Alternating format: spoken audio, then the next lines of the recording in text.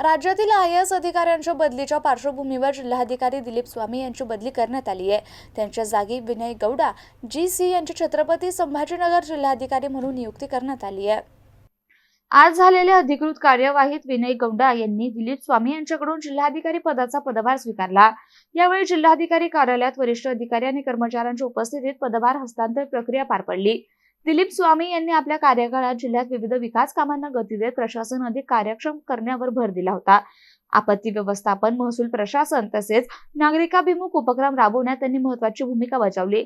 त्यांच्या कार्यशैलीमुळे प्रशासनात समन्वय वाढल्याचं मानलं जातं। दरम्यान नव्याने पदभार स्वीकारलेल्या विनय गौडा यांना प्रशासनातील व्यापक अनुभव असून त्यांनी यापूर्वी विविध जिल्ह्यात महत्त्वाच्या जबाबदाऱ्या सांभाळल्या आहेत। छत्रपती संभाजीनगर जिल्ह्यातील विकास प्रकल्प, पायाभूत सुविधा, उद्योग वाढ तसेच नागरिकांच्या समस्या सोडविण्यावर प्राधान्य देणार असल्याचे संकेत त्यांनी दिलेत।